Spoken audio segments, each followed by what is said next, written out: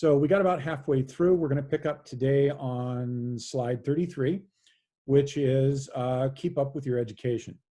So we're going to walk through this, and then we might get into the second set, which is about cutting your costs and managing your expenses so that your margin stays good. So we'll start here. Keep up on your education. One of the popular things in the industry right now, whether you're in high tech or a lot of other industries, is the concept of a lifelong learner. And that means that wherever you are in life, you can't stop learning. The older you get, you find that your degree becomes less and less relevant in a lot of fields because the things you were doing back then have no bearing on what you're doing today. So for instance, I have heard conversations about how do you program? And someone will want to know, well, was your degree in computer science? And I say, well, my degree was from a time when there was no computer science degree. And furthermore, anything I learned back then in Fortran or COBOL would be completely inapplicable to whether or not I can use Python. But I have taken 4 credit classes and am certified as a Python programmer from Baylor University in Texas.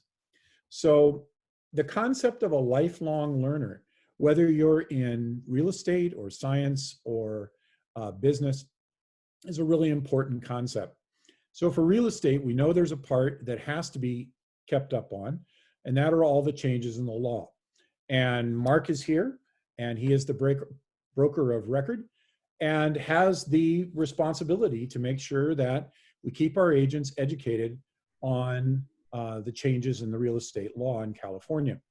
So Mark, you want to talk just for a second about how you get those updates and how do you disseminate them to our agents? Right now, Mr. Tam is guiding the way. So I'm learning from him still. I still haven't mastered everything. But we get updates from CAR. We get updates from the local boards as well. If you go to the SCAR website, the SCORE website or Silvar websites, they're going to have information about what's going on locally right now. Everything is kind of monopolized by COVID-19, which rightfully so. But I'm with being a lifelong learner, you have to keep up your continuing education being a real estate professional. You have to make your hours every 4 years. So, I would recommend having some type of plan to figure out what you want to specialize in, the things you want to learn. Because you can just do your regular continuing education and you can pay Charlie Crackler and do a week's worth in one day and be done with it. But do you really get anything out of it? Yeah, not really. You just get, to keep your license for another 4 years. But if you explore the educational options that are available to you, if you're a salesperson, you may want to explore getting your broker's license. You have to spend the hours taking the courses. You might as well earn something while spending that time. There's also other avenues you could take and get accredited abbreviations after your name, like the GRI or the CRS. So learn about those and think if you're going to do these continuing education classes, you might as well get something out of them. And when you go through one of those professional designation courses, they do have some growth and referral opportunities and other ways that you can recuperate the cost of those courses. That's cool. And then also, it does say become a teacher, coach, or mentor. That's one thing that's helped me tremendously in my career, especially when I started out.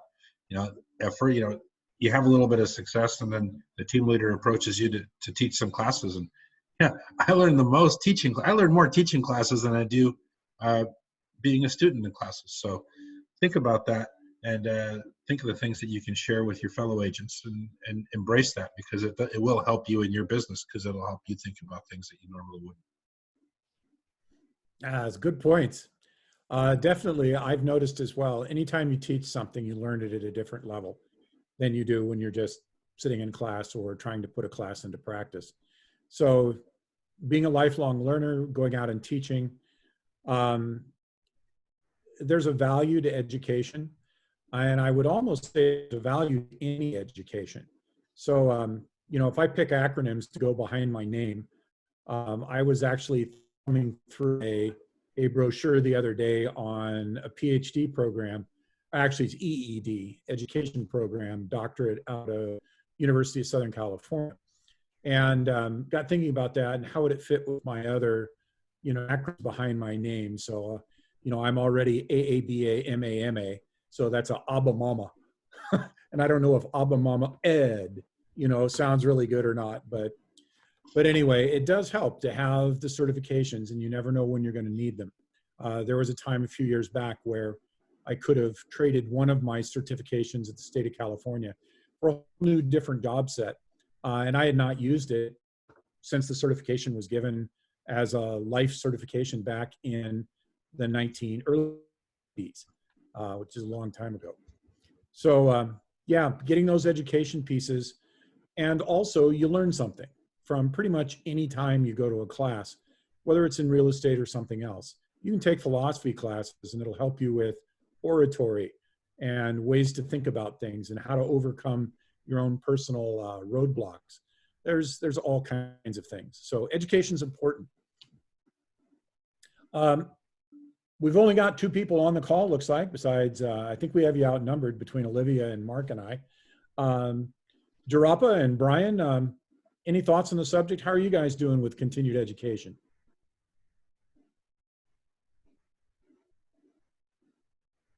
Oh, there's a Melissa sighting. Hi, Melissa. I think all these classes are great. I always feel like, especially Ignite, having gone through it once before, even taking it a second time, actually third time now sometimes, depending on the class, there's always something to learn. I think having that attitude, like you mentioned, it's to be a lifelong learner, is key. Because even if I hear the same thing, it could be the same recording 2 or 3 times, I can always pick up something that I can apply that's new that I didn't realize or I didn't learn before. Yeah, good point. Oh, how do you do this? Oh, I'm on. Oh, hey. Hi, Well, I'm doing something, but I'm trying. I'm getting distracted by all the Zoom meetings, but I really like this one, Bob. So you're on. But I pulled out. I think a lot of you know I've been going to CCM for a long time, but the classes are sort of brain splitting, and I didn't start it as an accountant. My husband did it for 20 years, and so to me, it's really interesting now. The shifts here, how Robert Stolz was putting his, not your Bob, the other Robert Cruz, he's putting out his charts. Well, we do that.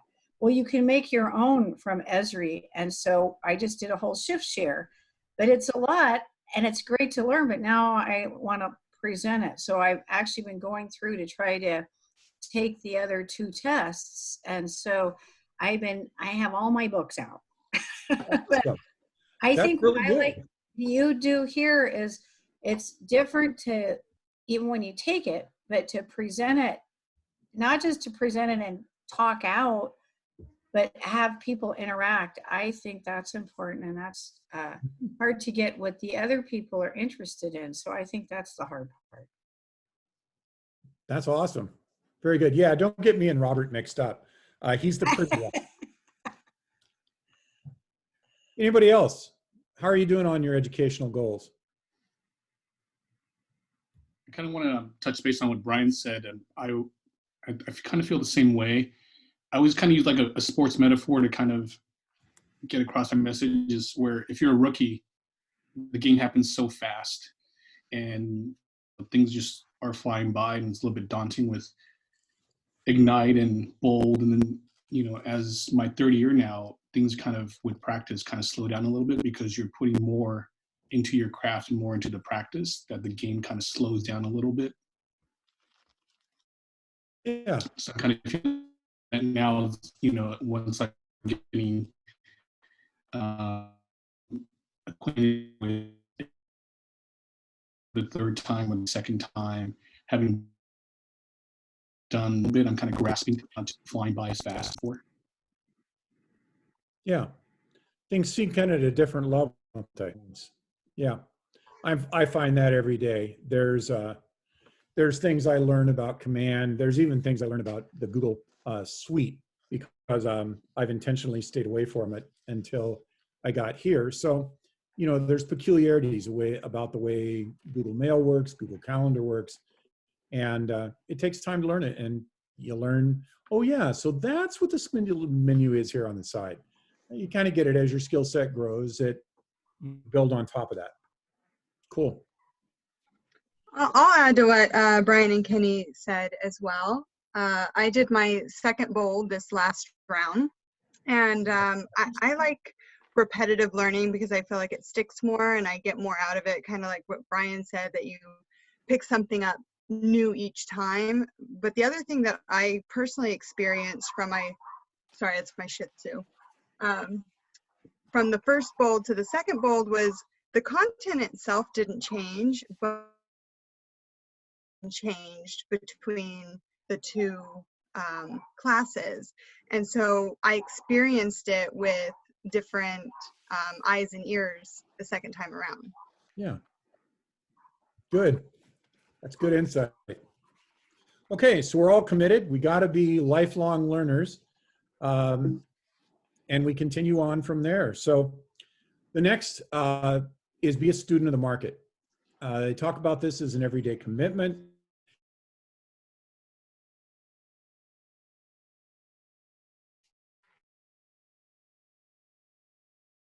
Who have worked in, you call data-driven decision makers. We tend not to make decisions based on intuition. We tend to make decisions based on data. At least that's the theory. It is our friend because it tells us, perhaps in a more objective way, what's actually going on in our market. Remember, my oldest son, he got a degree. He has a lot of my conversations when we have these arguments over, Dad, it just doesn't work that way. It's math. You know, how do you argue with arithmetic? It turns out, actually, if you want to argue about math, that things become much more nebulous the farther along you go past linear algebra. But anyway, it is an important thing. The data is our friend. So we have to know our statistics, what's going on in the nation, what's going on locally, know where the best buys are. I assume they don't mean the electronics store. And know the status of all the homes in proximity of your listings. So right now, this is the benefit of this kind of a forum, to read a book and talk about how it applies. What's going on right now with what you're observing in your market, in the stuff you see in the news, locally, nationally. Where are we, guys? Which way should we be running?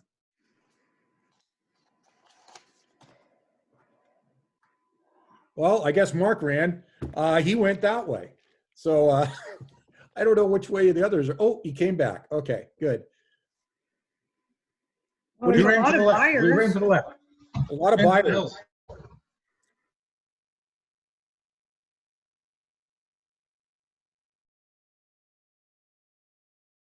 An understanding of where we sit is to look at what the ratio is between active and pending homes. That's probably the quickest insight you'll get. And now we're sitting at about 1,250 active homes. We have 850 pending homes, which is pretty long in the general sense. Now, we started the year, we had less than 800 homes on the market. So the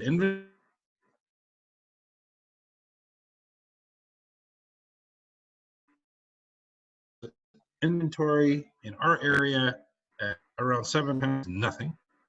We need stuff, right? So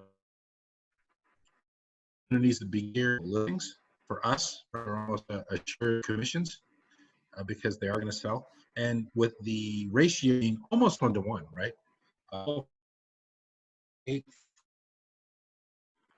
1-to-1, but pretty close to it is still an indicator of a strong market. I mean, buyer. But I don't mean just in residential. So on the CCM talk yesterday, they talked about how, you know, all the rents and concessions and people are just sitting. So it's like a lag time of what's really happening, because sellers don't want to do anything in this market. The buyers would love to buy, especially the ones that have cash, but the sellers are sitting, so it makes a very constricted market. So it looks like when there's fewer listings, but the effect might not be seen for 6 months. Interesting observation. How about some more? What are some more of you seeing? Or more importantly, what are you acting on? What are you seeing that's forcing you to action?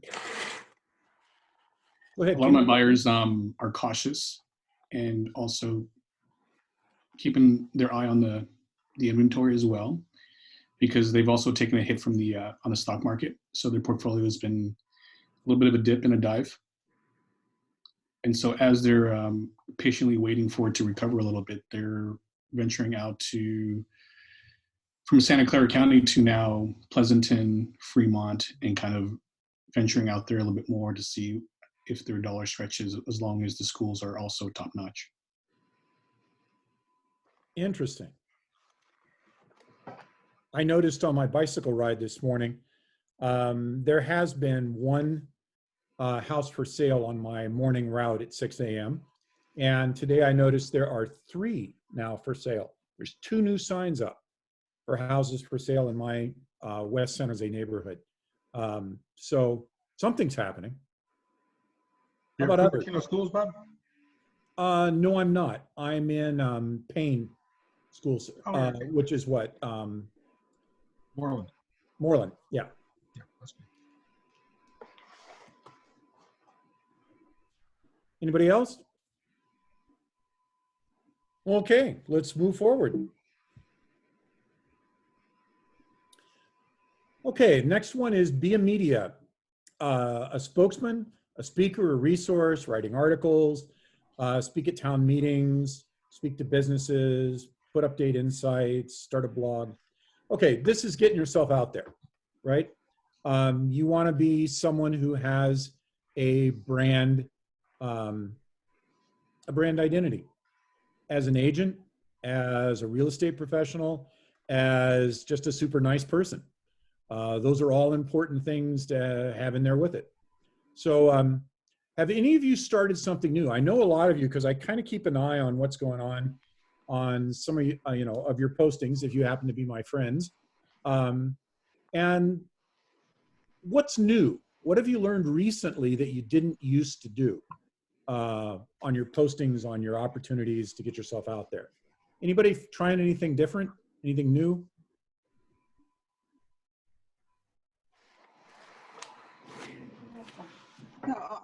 I'll speak on that.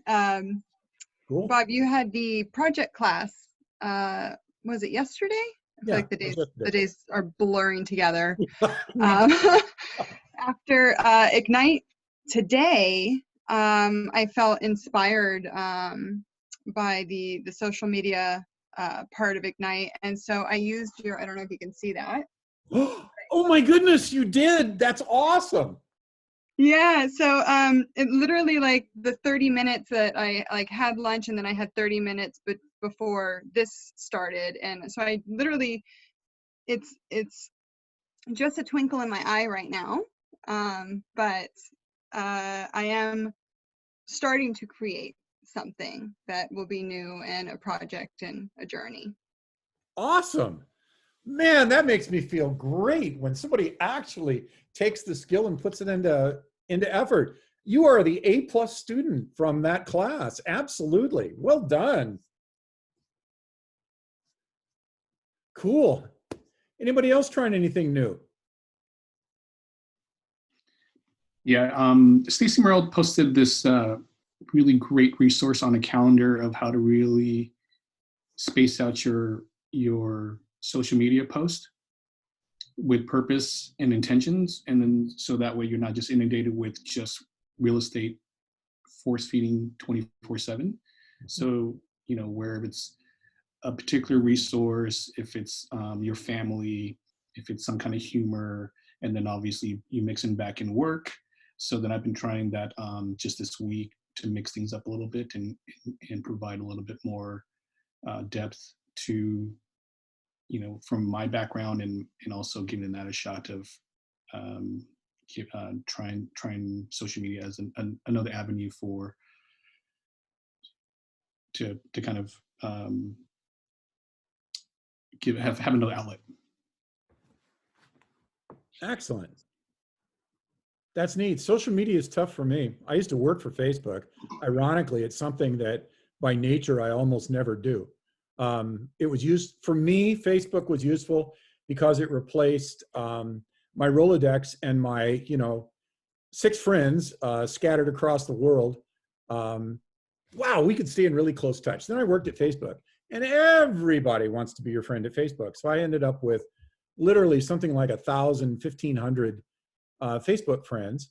And then I pared it down a few years ago to what it currently is, because people I don't talk to and don't really have anything in common other than we worked there at that time. But on Facebook, I try to put stuff up every once in a while that I think is humorous. This last week, I put one up on cutting my own hair. And that was an interesting exercise in a steady hand, and also interesting in seeing that anybody would actually care whether or not I cut my own hair. So it was an interesting exchange. It was a personal side. If you know me very long, you'll know I'm weirdly and very strongly independent. Even if I have another alternative, I tend to go the hard way and do it myself. But yeah, I have to learn on social media how to do that. I have a regiment that I started, I guess it's been about a month and a half ago, where first thing in the morning, I get up 6 a.m., do my bicycling, get back, read my email, respond to all the emails that are open. Third thing, open Facebook and go in and look at all of the Keller Williams sites, look at my site, and see what's pending and any discussion or things that look cool. And then I get about my day. That's each and every day, because if I don't, I get to the end of the day and it's like, I can't deal with Facebook. I just dealt with recruiting all afternoon, and I just can't look at another social anything. So yeah, it's something fun to be able to learn. So social media, yeah, absolutely, Kenny. That's a great one, and to have a purpose and a way to go at it. Anybody else? Well, I want to share something. It has something that I just did that we have not done before. We just rented one of our apartments, condos, with virtual tours, and we got the whole lease. The money came in, the wire came in, so we can do business virtually. That's fantastic, Lupita. How long did it take in the end? Did you find it was quicker or slower? It was slower, definitely slower, because we were sheltering in place, right? But this particular person is moving. It was desperate because he's moving from Southern California. She's locked down, and we're locked down. Right. She's starting her job May 1st. So it helped a need, He filled our need, and we filled their need, and everybody happy. That's cool. Yeah. So personal evidence that it does work. Yeah. Excellent. Thanks for sharing that, Lupita. Now I have to translate that to social media. I'm going to confess, I'm like you, Bob. Social media I'm reluctant. I'm so reluctant, guys, because I didn't grow up with it. And I have a hard time sharing personal things. It's so hard. It's so hard just to get, even if I take the pictures, I have so many pictures. I'm just asking my daughter to help me do some Instagram. It's just, I have an inertia effect. When I take the picture, and it's like I'm scared to stick it on Instagram. I don't know. I'm worried something's going to happen afterwards. Like somebody's going to say something bad. I don't know. Yeah. So it just a mental, I don't know how to overcome it. I've been dealing with this. I share the same fears, you guys, and people think that I would be really on top of the social media thing because of my other business. And I started my other business back before social media existed, when it was very much about being kind of mysterious and at arm's length, untouchable. And then overnight, the entire business flip-flopped to, if you eat an Oreo at 2 a.m, you better post about it. So that, and so I had a ton of resistance, and I still do. And I think for me, I have a little analysis paralysis on each and every post, and a need for it to be perfect. And I think that's really what holds us back from taking advantage of these tools. Thanks for sharing. What I that. like about the Zoom is we're all at home. So, I get on the train and I feel like, or drive, you feel like you need to get dressed up. You're going to a meeting and you're like, oh, I didn't have this. It's sort of nice. I feel a little more comfortable now that there these Zoom calls, and I feel like I should get dressed up, but I'm like, I can't make it. There's too many things to do. So I feel a little more comfortable. That's good. And it's funny, Zoom, it just cracks me up. I was talking to Olivia, I think it was on the call yesterday, but I don't remember the exact call, but we were getting ready to set up and get started.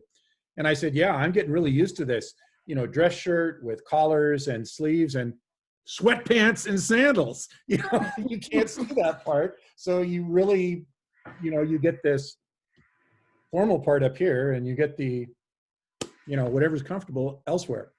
So yeah, that's a good thing. I like Zoom. This is 90% of face-to-face type meetings, if you talk about total communication effectiveness, because you do get to see people's reaction and you get to see them, and we're just kind of oriented that way. So what does anybody do? Like, there was always, my daughter used, what's it, FaceTime, and then Skype I've used. Yep. But people don't seem to use this. They don't have the grid platform, or what is it? This platform we're on right now is incredibly complex. Because like I said, I used to do this at Google back when the technology was not like this. And we had global conferencing.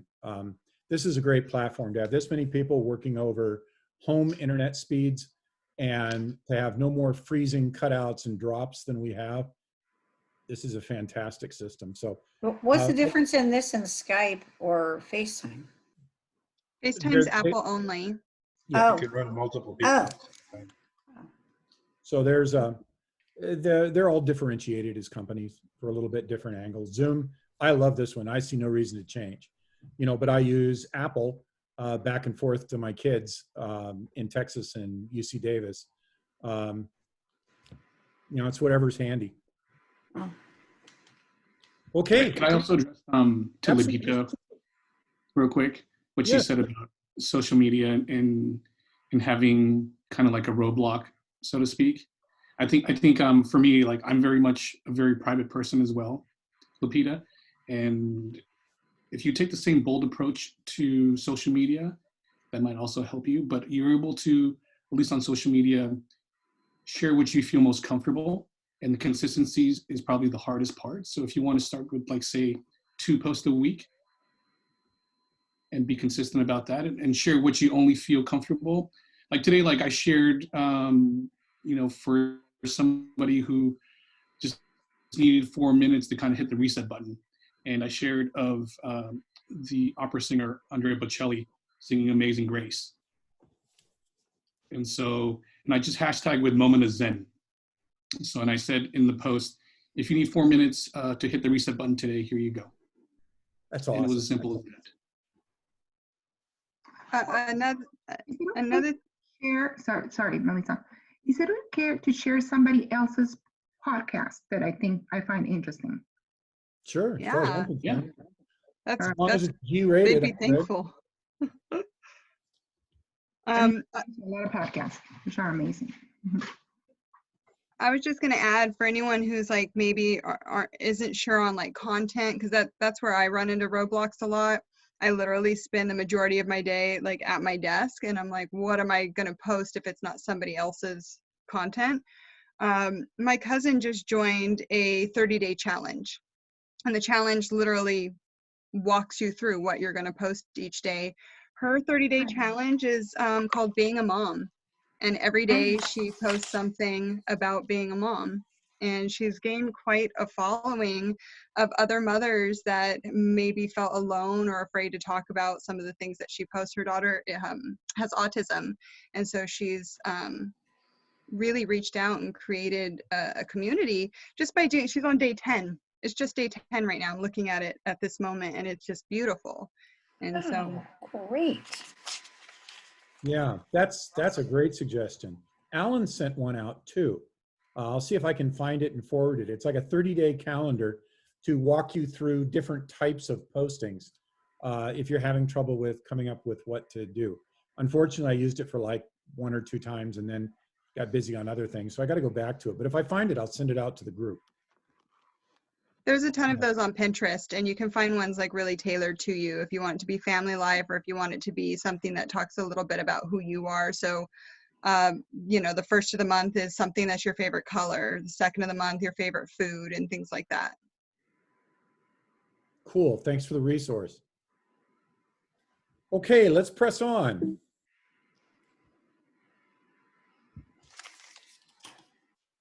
Okay, what are your markets by the numbers?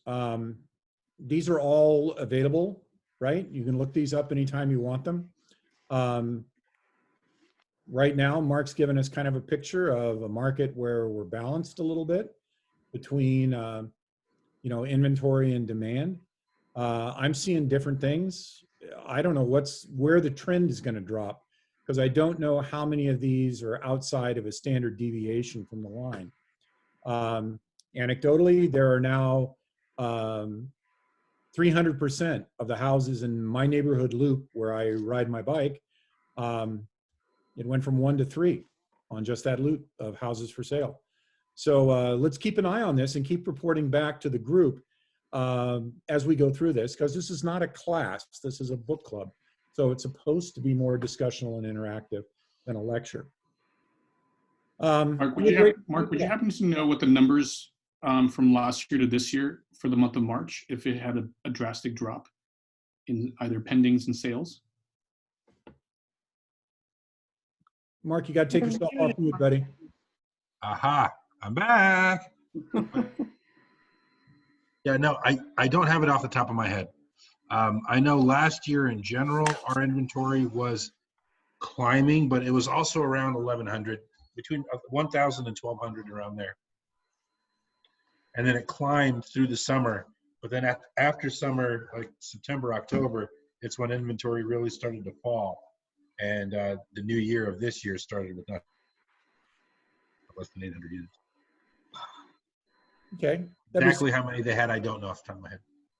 Robert Stolz actually, Stolz, I keep doing that. Cruz. He actually has. He's the pretty one. Come on. I'll email him. I listened when he had it, when he just talked, and what he was watching was the pendings, and so he went from last year to this year. So he said he'd send it to anybody on the call. So I'll ask him for your area. I've just asked CoStar. They gave the talk yesterday about Southern California. So it's all pretty interesting about the lag time. And so a lot of it's how much rent concessions the big owners are going to give. And actually the big Walmarts are the ones asking for more concessions. The bigger stores that have more money, the mom and pops are paying. So the retail's being affected the most, but the small ones are paying. So it'll be real interesting demographics. So tomorrow CoStar's going to be discussing the market down in Silicon Valley if you want to listen to that. Excellent. Thanks for the resource. I had a question about the market numbers. Maybe it's a dumb question because I could probably just plug it into an Excel sheet, but I was wondering if there's some kind of template out there for tracking these consistently. You can do it. Just put on like an Excel, right? Keller has it trend and CoStar has trends. You can do your own if you have Esri like I do, but you can plug it in to if you have Bridge or whichever one you use, you can call them on the phone and they'll help you do it and it'll print out. And you can go to RPR and it'll print out there too. Thank you. I think Cal Bree also has trend lectures and stuff up there. I know I attended one back in, I think it was November or December. I think it was November. It was at a broker's meeting and they had all the trend lines by county and all that. And it's published as part of their materials that they use to present classes with. In fact, the classes are out there too. So that's of any help. Okay. Be a great communicator. You got that. Re-messaging, evaluate every message you're putting out. For sellers, time to sell, percent of list price. And this is all basic. You guys are not newbies. So you've done this kind of thing anyway. So re-messaging is important. Always put things in the simplest terms possible. And your impact is better. I used to have back then it was called elocution. It's basically a class in oratory. And my professor used to say, the impact of what you say is inversely proportionate to the number of words it takes to say it. So if any of you have got kids, you know that the longer the explanation, the less they listen. And if you use one word like yes or no, they tend to catch that communication sometimes a little quicker. So yeah, it's part of being a great communicator. Speak competently about pricing, selling. This is basically a be prepared slide, right? You don't want to walk in and fumble around. And I will say that anytime you're presenting something with an eye toward a polemic, where you're arguing for a particular case, the devil is in the details and so is the win. Now, if I'm coming into a person and I'm going to talk to somebody who is thinking about using me to list their home, and I say, well, you know, the houses in your neighborhood seem to be selling pretty good, and there's one down the street that sold for, I think it was more than $1 million, and gee, I think the banks are doing, oh boy, you're not going to get that listing because it's too general. Even if everything I say is true, it's too general. If I say there are 2 houses that sold in our immediate neighborhood, one on your street, one for 1.2 and one for 1.35 million, the local best loan I can find on a qualified 20% down is going to be Wells Fargo, and here's an agent to talk to that I can use with my buyers when they come in, and this is what the general trend is in the area, and use the actual numbers. Now you got their attention, because even if you know the same amount, it won't make any difference in the outcome. The detail and saying it succinctly is what tends to win arguments. Mark, you want to elaborate on that? I mean, you've done this millions of times. Okay, maybe thousands of times. Maybe hundreds of times. Hundreds of times. Okay. Hundreds of times now. Yeah, no, I mean, it's going to be the perception that you're going to see from the news and whatnot. It's going to affect the mindset of the person that you're talking to. So they're going to have their preconceptions of what the situation is. It's up to us to educate them on what it really is. In order to do that, you need to have justification, right? You can't just say, oh, the market's hot. Believe me, it is, right? You got to come back with something that will show to them, oh yeah, the market's hot. So knowing your facts, the active to pending ratio is that's the tool I use the most. And that's what the inventory tools is.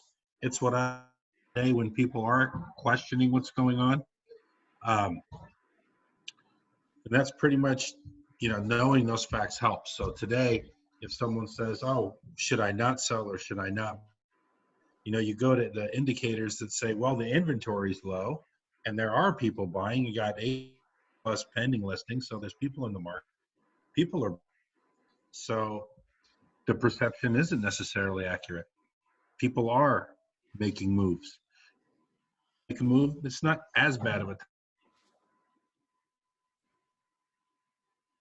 time as it may sound to be, because just understand what the numbers are and what they mean, and then how you can leverage them in your dialogues to get people to see your way of thinking.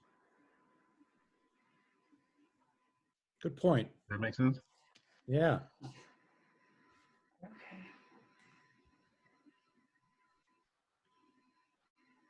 So you want to motivate your buyers and sellers. Lead generation, 3 days or 3 hours a day. So this ties into that 36-12-3, right? Which is 36 transactions in 12 months if you spend 3 hours a day. That's what that translates into when you read the book. So I don't know if this ratio is on or off for our area. You find that you'll get 36 leads if you... The 36-12-3 is 36 deals in 12 months, leveraging 3 hours of lead generation every day. Right. So do you see that in your... It's a good goal. Your experience? Yeah. What I'm trying to get at here is this ratio off? And if so, which way?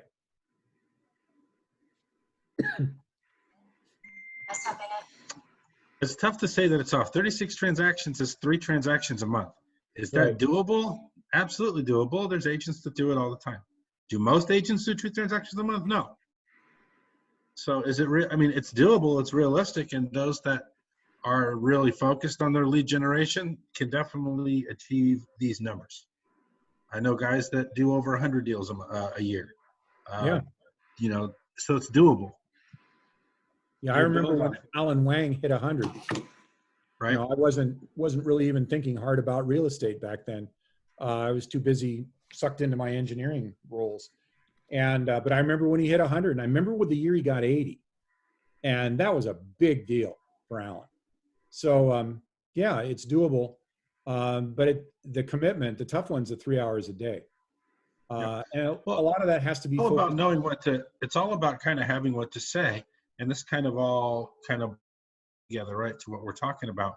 You want to understand the numbers are in the market so you can realize what the opportunities are. So when you're having your discussions and you're asking for business, you're asking for what's relevant in today's marketplace, right? Before the COVID, we have a listing shortage. So when you're talking to people and say, hey, listen, you know, the market's doing really well, but you know, we have a shortage of listings, and that's a real problem. People that want to sell their homes are getting what they want. They're getting it how they want it.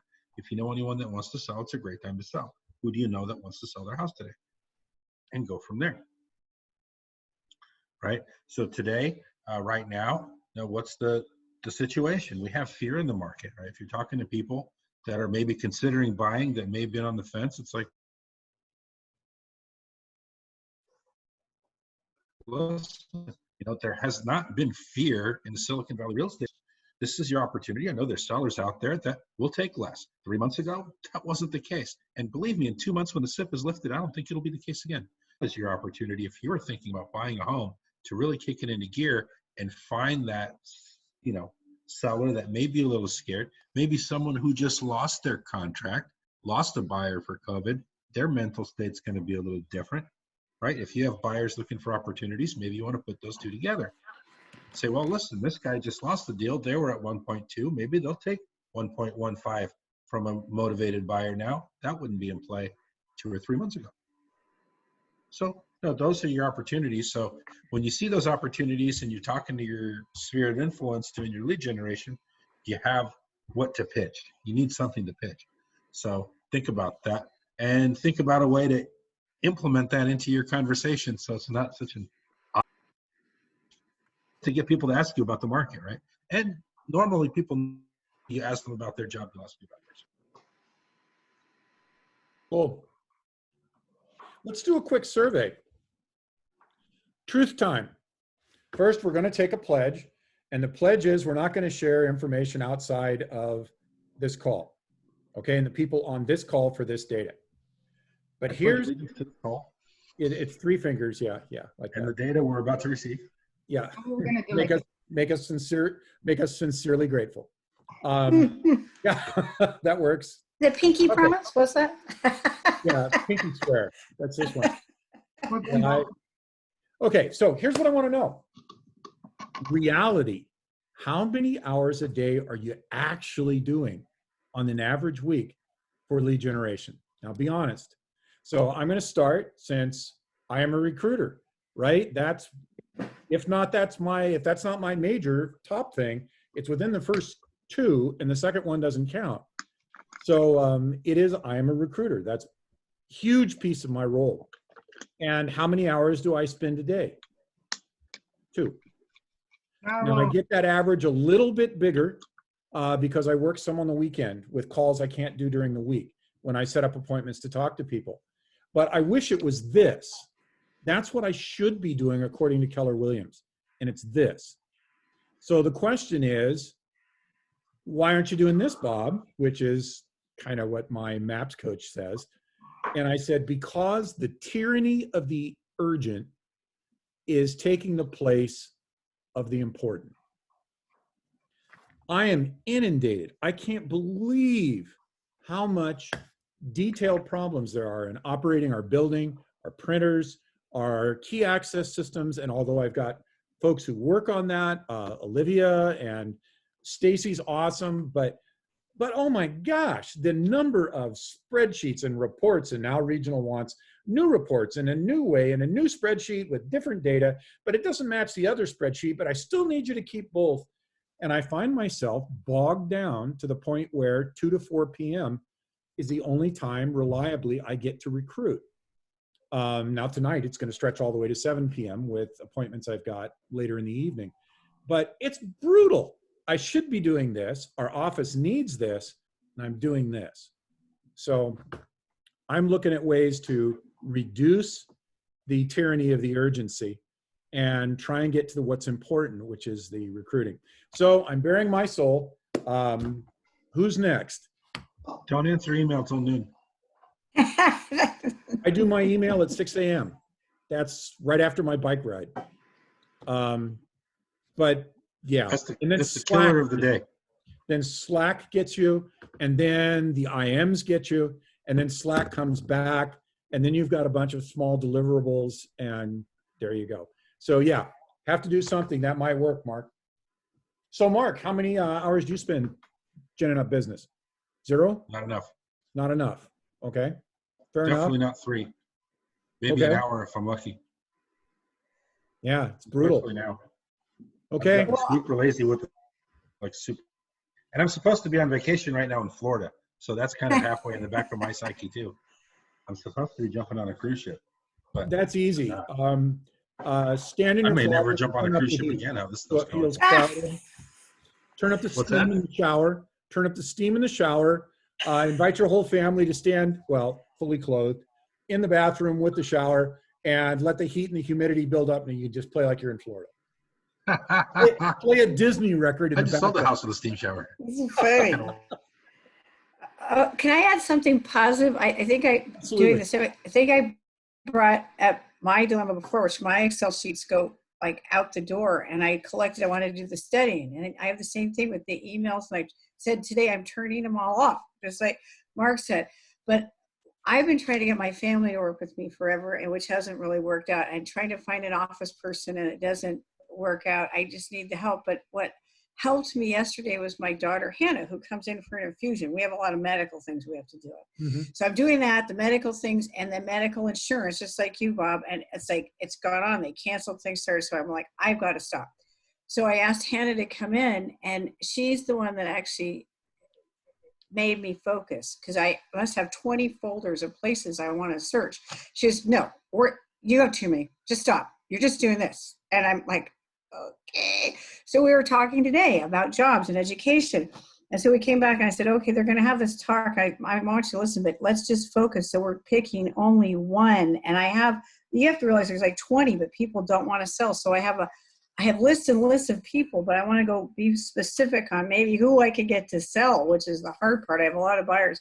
So we picked just the one thing that we were going to do. And I said, okay, we talked on the way to the walk. We talked, now we're done. And we're just picking up one thing.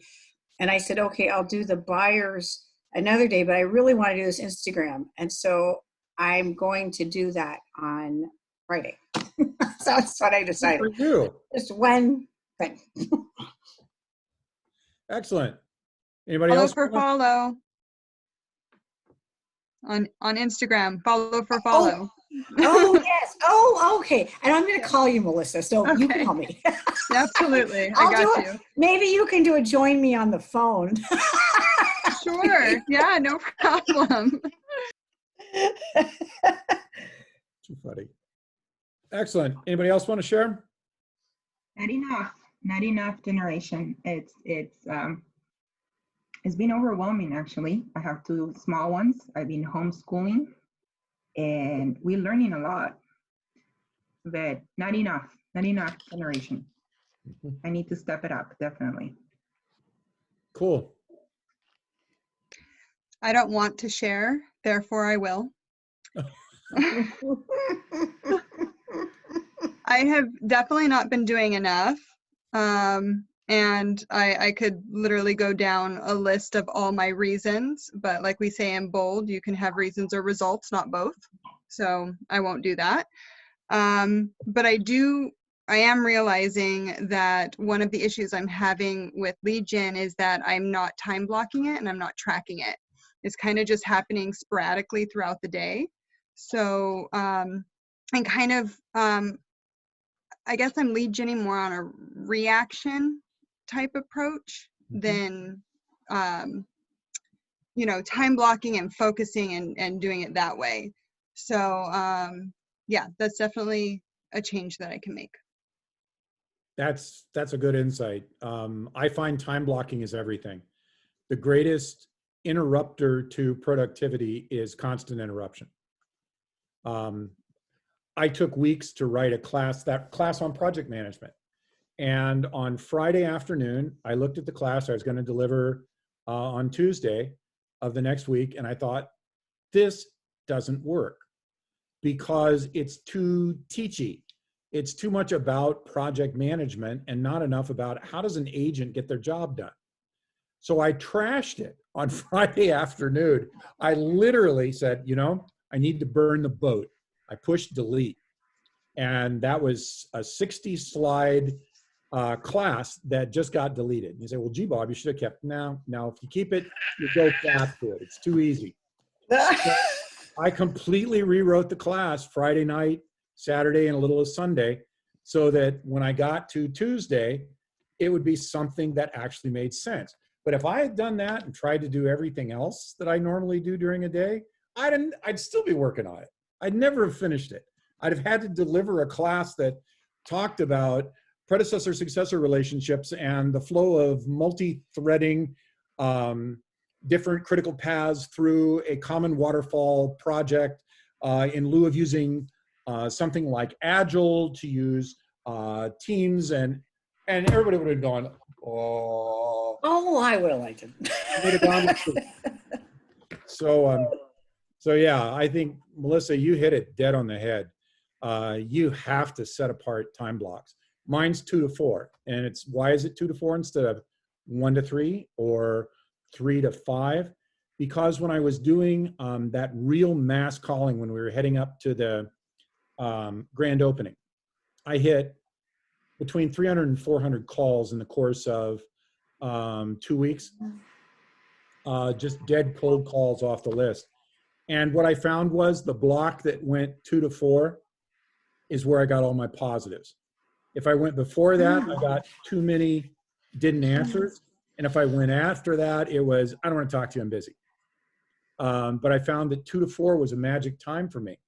And that's why that became now I need to find one in the morning. I literally need to be able to do it in the morning as well, or I'm never going to hit my goals either. I got to hit 4 hours a day. I want to ask, does anybody have any insight on what they're experiencing to be the best time for prospecting and making those calls during the quarantine? Because I know a lot of people are still working from home and doing homeschooling and stuff like that. Anyone have an idea? I actually, what I usually like to do is to call right after we do our script practice in the morning. So for everyone else in the group, Melissa, Kenny, Alice, and I do script practice 3 times a week in the morning. And afterwards, I like to make at least a few calls before I go grab some food or take a break, or before our next class. Today we had an Ignite class, so I think I only got 1 call in. But right after doing script practice, you're kind of like in the mood, so it's good time to transition to actually making some calls. So there are days where we have more classes during the day, so I'll try to make those calls in the afternoon. I like doing it now because, well, I'm at home, but I found that during this time of shelter in place, people actually, I found that more people have been picking up phones more than previously when I called during the day. And since they're at home, I think they're more relaxed, unless there's kids are screaming in the background or something. But I've actually had more responses from calling people during this time or at home. Wow, great insight. Thanks for sharing that. If you want, at the end, they actually took a poll. I'd like to know, I have to ask how they set it up, but they took a poll at CCM of several questions at the end as they talk, like it's an hour and a half. And one of the questions they have is, what do you do mostly during shelter in place? And it's so multiple choice. So they gave percentages. And so if everybody wants to jot it down, they can compare, or we could set it up for both of them, but one was you got a choice. One was doing nothing. One was household duties, cooking, gardening, drinking, kids, etc. And then social media, Zoom webinars, calling, texting, and others. So they gave a percentage. So does anybody want me to read the whole thing, or you want to do it? It's up to the group. Okay, why don't you just hold your hands up? Or you could just, it's all with us. They had doing nothing. And that one came out with 3%. And then household duties, gardening, drinking, kids, etc. So that one came out at 37%. And then social media, it came out, this is interesting, 20%. And then the Zoom webinars came out 54%, and the calling, texting came out 71%. Wow. And the others came out 14%. Okay. That's interesting. So calling and texting is a good thing. Well, it's just what people are doing, but it Yeah. seems like that's just the result. I don't know if it was good or not, but that's what people are doing. Is this That's a average? good Or data is point. this people on average? This was a spur of the moment. Okay, so they set it up. They were used to be monthly, and we've never done Zoom calls. So they just put together the Northern and Southern California group, first time ever. So this was the third call. So they put out a poll to both groups. So there's probably 400 people total in the two groups, all of Northern California and Southern California. And on the call, there was probably only 60 to, there could have been a little more, but on the call. So of the 60 people, this is how they responded. Interesting. And they're all commercial realtors. So, well, there's a few vendors, but anyway, I thought that was interesting. Okay. Good. I just thought it'd be fun if we could find a way to do that. You mean do a survey? Yeah, I don't know how they do the survey, and if Oh, we no, give I it do to, surveys. to do it with, I thought maybe we could ask all the offices, just the Silicon City and ours, and just get an interesting poll. I don't know if what does anybody think?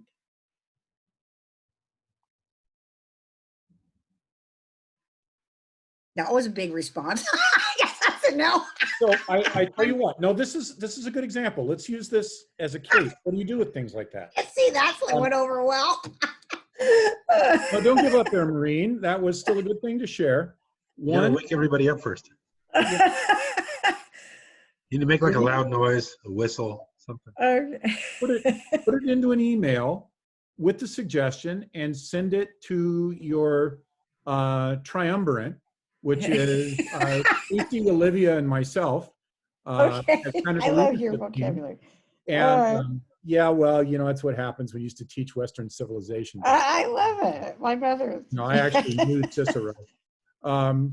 Anyway, yeah, put it in an email for us and let us mold that, because I think it's got some merits of a good possibility.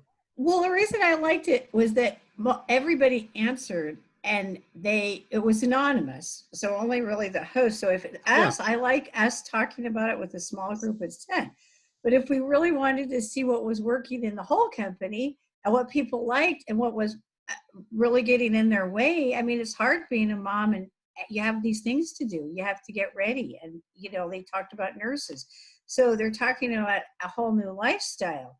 So what's the new lifestyle creating? And some of it's like the people that go to work and that they can't text, they're in the hospital. But the other people that are home that want to work, and what are they doing? So everybody answered and everybody listened. I thought it was interesting. That's interesting. Yeah. So this is a good example. You get a great idea. What do you do with it? Write the triumvirate. Send it to Olivia, Stacy, and Bob, and we will mull it and get back to you one way or another and try and take it and develop into something useful. Because there is a wisdom in a multiple of counselors, the Hebrew Bible tells us. And we'll take that. So send it in. Let's see what we can do with it.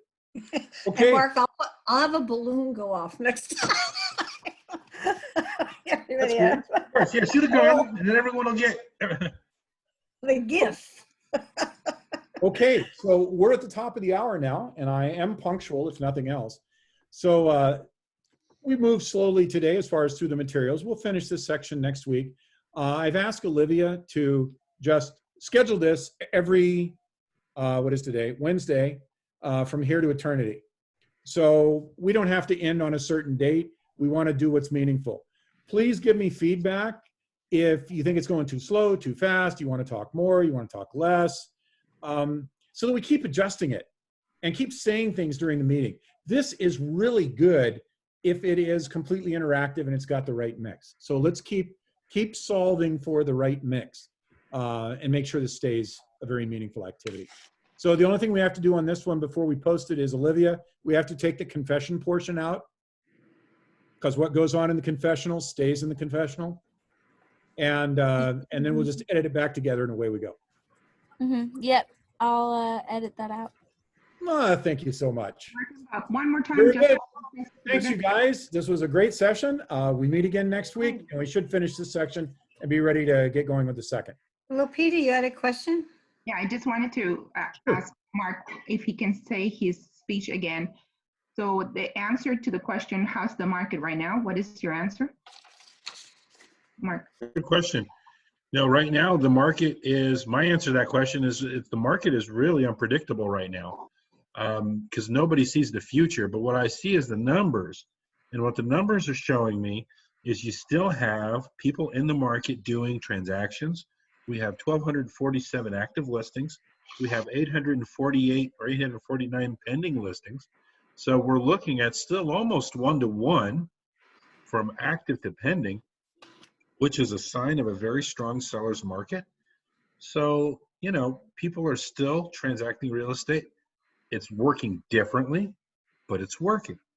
So depending on who you're talking to, if you're talking about someone that's trying or thinking about buying in the market today, I would say that there is some fear in the market because of the uncertainty. There are portions of investors or populations that are doom and gloom. And now is a good time to take advantage of that if you're a buyer looking for an opportunity. You know, perhaps look at someone who's lost a buyer, went back on the market because they did lose in the stock market. That seller's mentality may be a little different. So it's worth a call if you have a buyer looking for a deal and the house matches their criteria. Thank you. That's a Cool. very good answer. Very good, you guys. Thanks so much. We'll talk again next week. Bye-bye. Thank you, everyone. We'll see you soon. Thanks. Thanks. Have a good one. Invite your friends. Okay. Okay. Bye-bye.